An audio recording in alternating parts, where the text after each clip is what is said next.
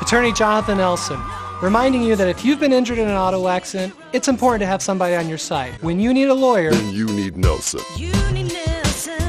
U.S. President Donald J. Trump held a press briefing earlier today in the aftermath of last night's deadly mid-air aviation crash between an American Airlines regional jet and a U.S. Army Black Hawk helicopter in the Potomac River near Ronald Reagan Washington National Airport in Arlington, Virginia.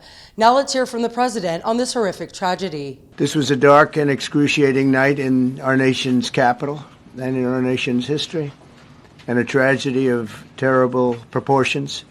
As one nation, we grieve for every precious soul that has been taken from us so suddenly.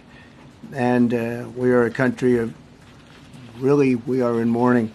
This is really shaking a lot of people, including people, very sadly, from other nations who were on the flight. At least 28 bodies have been recovered as of 8 o'clock a.m. East Coast Standard Time. Upon entering office, I signed something last week that was an executive order, very powerful, on restoring the highest standards of air traffic controllers and others, by the way. Then my administration will set the highest possible bar for aviation safety. We have to have our smartest people. It doesn't matter what they look like, how they speak, who they are. It matters intellect, talent, the word talent. They have to be talented, naturally talented geniuses. The Black Hawk helicopter was on a training flight with a crew based in Virginia at Fort Belvoir, just outside of Washington, D.C. I've not hesitated to fly. This is something that it's been many years that something like this has happened.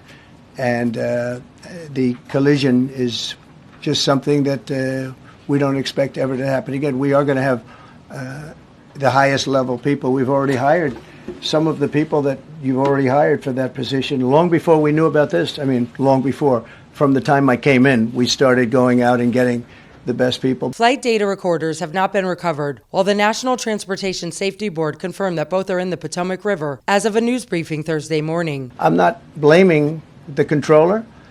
I'm saying there are things that you could question, like the height of the helicopter, the height of the plane being at the same level and going in opposite directions. It's not a positive.